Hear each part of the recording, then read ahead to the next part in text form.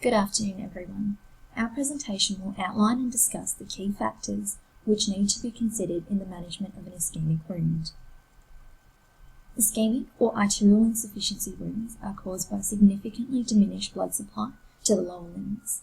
The diminished blood supply is attributed to the atherosclerosis of arteries resulting from peripheral arterial disease. This in turn leads to stenosis and occlusion of the major vessels within the lower extremities, tissue ischemia, and arterial insufficiency in the long term. The following slide summarises some of the characteristic signs and symptoms of an ischemic wound. Ischemic wounds are typically painful and present on a foot with a cool temperature with absent pulses. Ischemic wounds are pale, cyanotic with punched out edges and irregular margins. Minimal exudate is produced and the wound bed appears pale with poor granulation. Ischemic ulcers typically present on distal toes, nail edges, between toes and on the lateral foot. Acute limb ischemia is diagnosed by the presence of the following 6 characteristics, termed the 6 Ps, and they include pulselessness, pain, pallor, mottled coloration, perishing cold, paresthesia, and paralysis. Menke et al. 2007 advised non-healing wounds represent a significant cause of morbidity and mortality. There are many factors that affect wound healing. Intrinsic factors such as health status of the individual can determine the ability of wound healing and its rate. As discussed by McLennan 2000, an individual with diabetes has a decreased inflammatory response, therefore there is a higher chance of infection. This chance, however, can be decreased through optimizing diabetic control with education. Proper foot care routines can help with recognizing changes and increasing overall foot health. The nutritional status of the patient also plays a vital role in healing wounds. Certain vitamins and trace elements such as vitamin C, A, K, and B, zinc, copper, and iron, as well as polyunsaturated fats aid wound healing. In a study by Heyman et al. 2008, nutrition-enriched supplements containing these elements have proved to increase the rate of wound healing. According to Petrie and Brewer 2010, the age of the individual can decrease optimal wound healing.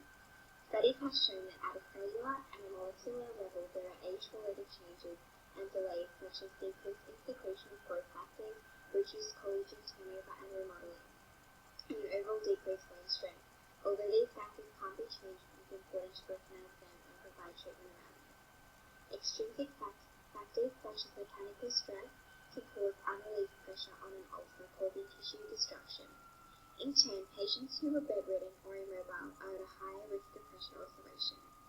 Improper footwear causing unnecessary mechanical stress can also be avoided through education. Medications such as steroids and anti-inflammatories are immunosuppressive, and chemotherapy drugs inhibit cellular metabolism. It is important to do an overview of current medications to avoid impairment. Social history and psychosocial factors can also influence wound healing. The socioeconomic status influences whether the patient has access to or can afford treatment, which therefore overall influences their quality of life. In an article by Petrie and Brewer, individuals who smoked showed a delay in wound healing, and a variety of complications such as infection, wound rupture, and necrosis were seen. Gillen and Kilcolt-Belzer explain, stress can also promote the adoption of health-damaging behaviours. Increase in tobacco use and alcohol use is seen, as well as a poor diet choice and decrease in physical activity, overall causing a series of damaging effects. In order to assess the severity of an ischemic wound, the time model established by Dowson and Alo 2004 provides a simple tool to aid in further intervention. T for tissue. Dowson and Alo 2004 report that in the instance of an ischemic wound, there is likely to be a significant amount of necrotic devitalized tissue and eschar which can delay wound healing. Devitalized tissue present in a wound makes assessment difficult, and thus removal of such tissue is important for accurate treatment interventions to be implemented. Enroth and Mann-Houghton 2008 recommend that all gangrenous, necrotic, ischemic and devitalized tissue be debrided. Surgical debridement is recommended for ischemic wounds due to the large amount of necrotic tissue present. It is important to note that debridement should not be undertaken where vascular insufficiency is present. Eye for infection or inflammation. The necrotic tissue present in an ischemic wound acts as a risk factor for infection. Gangrene is commonly associated with ischemic type wounds, and treatment should be implemented as soon as infection is suspected. Treatment of gangrene includes first of all addressing the underlying contributing factors, removing devitalized tissue, and using topical antimicrobials or systemic antibiotic therapy. And for moisture balance. Wounds need a certain amount of moisture present to effectively heal. While the correct amount is unknown, it has been established that dry necrotic wounds will not be able to heal successfully without intervention. E for edges. Assessing the edges of a wound throughout treatment allows to determine whether healing is occurring or not. Advancing edges of a wound mean that the treatment methods so far have been unsuccessful and need to be revised. HRF and Van Houten, 2008, report that necrotic tissues retard wound contraction, making closure of the wound difficult to achieve. Once again, this would mean that interventions for treatment would require modification. Dressings most appropriate for ischemic wounds fall under the category of hydrogels. Wounds International, 2013, consider hydrogels to be the most effective dressing for ischemic type wounds due to their ability to rehydrate the wound bed and promote autolytic debridement by providing a moist environment for cell migration. Hydrogels have been indicated in dry wounds, are contraindicated in the presence of anaerobic infection, and may cause maceration. The soothing effect associated with hydrogels also contributes to pain relief in an ischemic wound. Some of the most commonly used hydrogels include Purolon and Intrasite, which are significantly thicker gels, and Solugel and Solosite, which are thinner gels. Weller and Sussman, 2006, report that hydrogels can remain in situ for 3 days, making dressing appointments relatively simple to comply with. Wounds International, 2013, recommend the use of a polyurethane film as a secondary dressing to hydrogels to further rehydrate the wound bed. Hinchliffe et al. 2008 advised practitioners to consider critical limb ischemia when using hydrogels, as they can be contraindicated. Alternative treatment options include elevation, intravenous heparin, and revascularization to restore direct pulsatal flow, which can only be implemented following consultation with a vascular surgeon. Overall, the primary goals of treatment in an ischemic wound is to rehydrate the wound bed, remove necrotic tissue, and address underlying causative factors to reduce the incidence of amputation of the lower extremities. Consideration must be given to the maintenance of healing in order to prevent infection, ulceration, and aid in successful healing of the wound. For example, good skincare, regular exercise, a balanced diet, appropriate footwear, regular assessment, and careful control of other medical conditions will benefit the patient and assist in prevention of recurrences.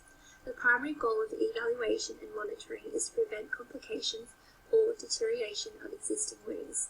Dressing should be changed frequently, and the patient should be seen weekly until the wound heals. Another thing to note is that compression stockings is usually contraindicated unless there is a concomitant venous insufficiency or edema, and a favourable risk-benefit assessment. Recognising infection can be challenging, but it is a very crucial step in the assessment stage. It is here at the early stages of infection a podiatrist's ability to recognise and manage the infection will have the potential to curb a mild infection away from severe complications such as necrosis, gangrene, or amputation. If infection is suspected, practitioners should take appropriate cultures and refer the patient to their GP, who will refer them to a vascular surgeon. The signs of infection to look out for are inflammation, purulence, erythema, tenderness, warmth, lymphangitis, and systemic symptoms such as fever, chills, acidosis, and hyperglycemia. However, it is noted the frequent occurrence of arterial insufficiency, an immunocompromised state, and loss of pain sensation means that up to half of patients may not present with the classic signs of infection and inflammation such as redness, heat, and swelling. A multidisciplinary team, as listed on the PowerPoint, should be utilised in achieving optimum patient-centred management. Needs of the patient and significance of current medical conditions dictate the necessity of each medical discipline and the degree of team involvement. A multidisciplinary team will enable thorough monitoring of all aspects and provide comprehensive care and treatment benefiting the patient and the team. It is vital to consider the patient concerns and understand how this will impact the healing process, as it could be detrimental to the treatment plan. As podiatrists, a holistic approach includes understanding behavioural, social, financial, family concerns and preferences of all our patients. The patient's level of understanding about the wound and risk factors, availability of support or care, the patient's emotional, cognitive, behavioural or mental health are all examples out of many of associated factors that may affect the management of the ischemic wound. Therefore, the management plan and scheduled re-evaluation of the wound and the selection of wound dressings should be respectively devised in consideration of all encompassing factors. It has been noted ischemic wounds are often non-healable unless tissue perfusion can be improved. If untreated, misdiagnosed or poorly managed, these ulcers may progress to invasive infection or gangrene that may lead to an amputation and therefore further affect the patient's quality of life. As health professionals, it should be our duty to be the first in line in diagnosing and knowing the appropriate management of all diabetic wounds. So in conclusion, to answer the question, what should be considered when managing an ischemic wound? Firstly, we need to identify and treat the cause, address patient-centered concerns and control factors affecting the wound, devise a patient-centered treatment plan and select appropriate wound dressings using the time model, and lastly, ensure maintenance of healing through frequent reassessment, working in a multidisciplinary team, and importantly, consider all behavioural, social, financial, family factors and patient preferences in the healing process. Thanks for listening to us today, and we hope you have learned something useful from our presentation.